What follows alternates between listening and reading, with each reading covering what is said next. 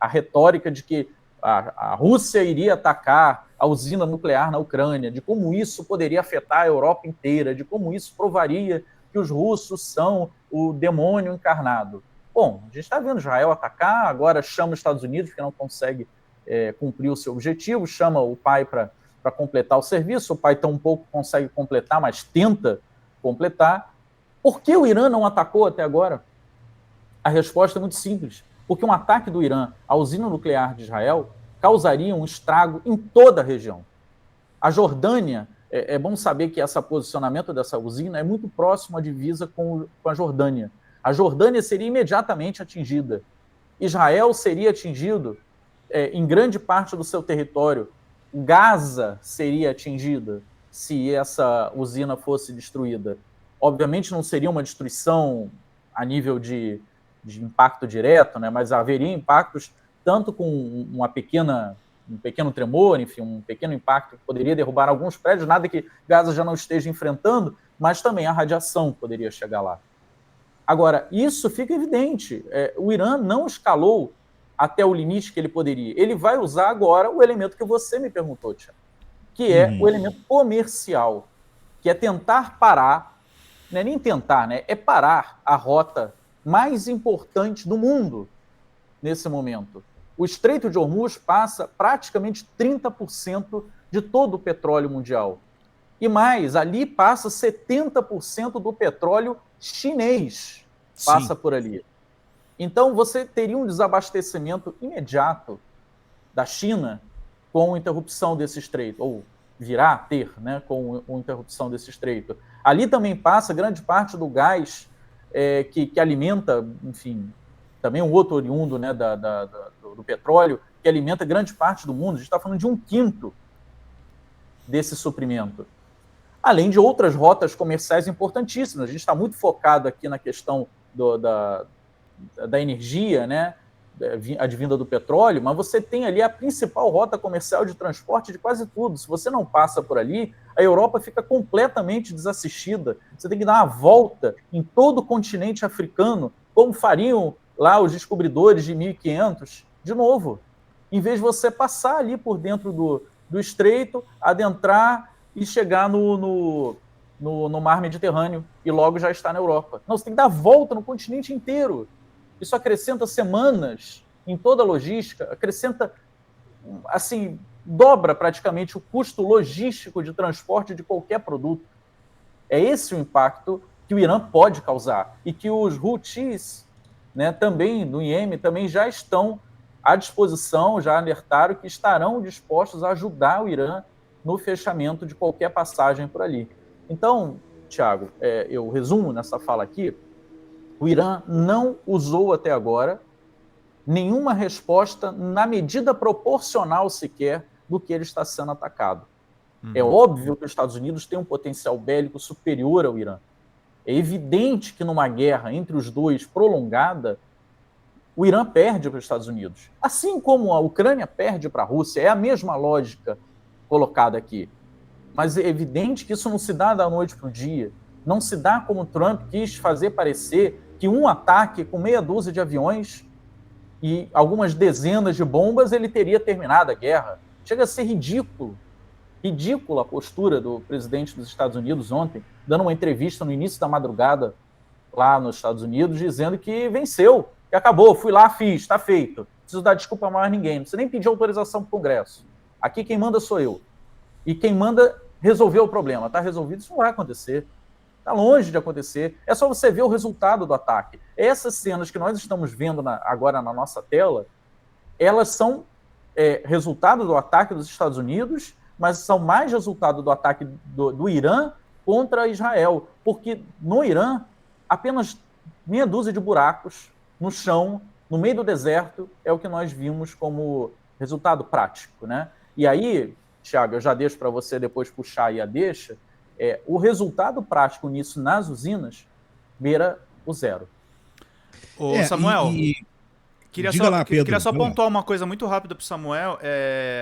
Tanta verdade que você está falando da questão chinesa especificamente, que, Samuel, eu estava falando para o Suman, eu tive contato com os veículos de comunicação chineses. Tá todo mundo com os holofotes nessa guerra, tá? Porque é interesse importantíssimo de Pequim. Eu acho que Pequim não vai achar razoável que o Trump dê seguimento a isso, Samuel.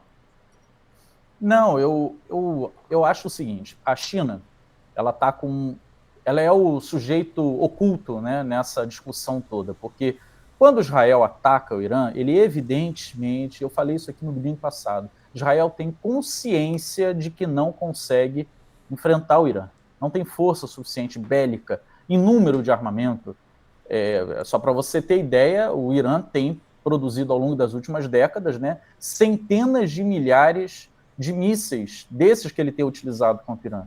Então eu fiquei embasbacado quando eu assisti a imprensa brasileira e repercutindo na imprensa internacional, dizendo que o Irã estava ficando sem munição para atacar.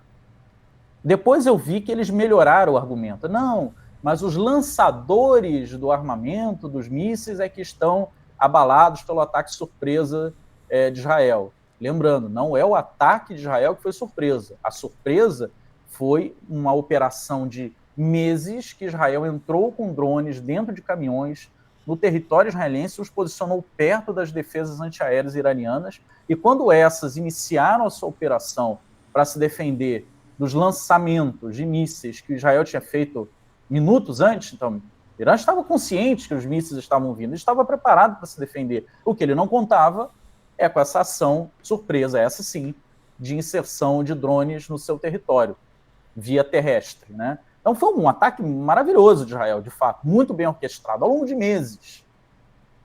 Isso sim pegou o Irã de surpresa naquele primeiro dia.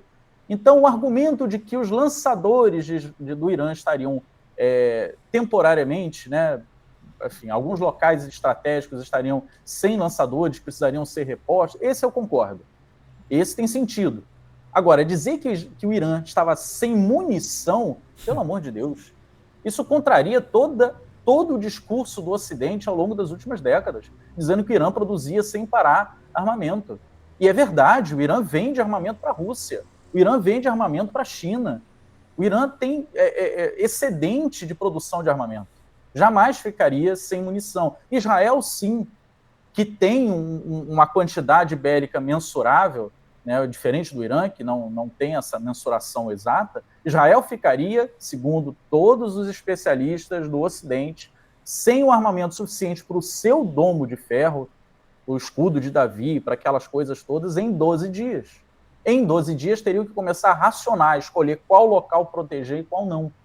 Essa é a realidade no campo de batalha, essa é a realidade que todos os especialistas em defesa no mundo apontavam. Então Israel entra nessa batalha sabendo disso. Ela entra contando que ia fazer o que fez ontem, botar o Trump de joelhos e obrigar ele a entrar na guerra. Então a guerra desde o início foi de Israel e Estados Unidos contra o Irã. Jamais Israel compraria uma briga contra o Irã se não tivesse consciência ou uma informação privilegiada de que os Estados Unidos entraria em sua defesa.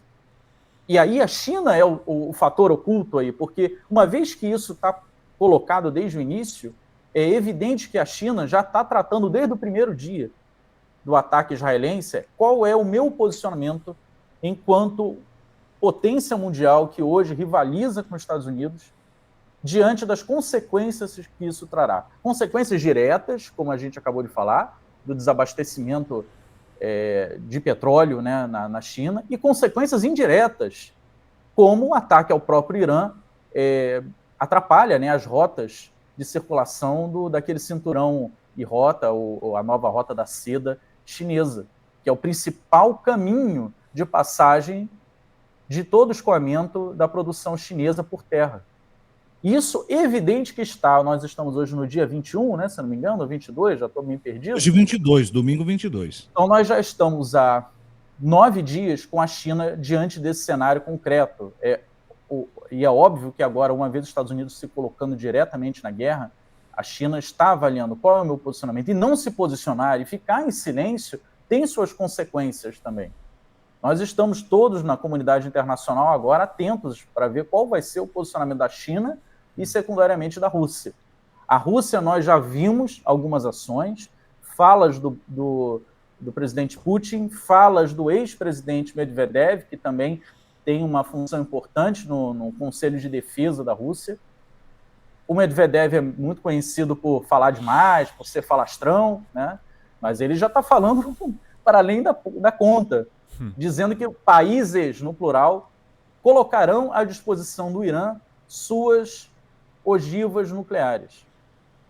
Veja, quais países ele pode estar se referindo? Evidentemente, o primeiro deles é o Paquistão, que anunciou que qualquer ataque nuclear ao Irã seria respondido com um ataque nuclear do Paquistão contra esse agressor.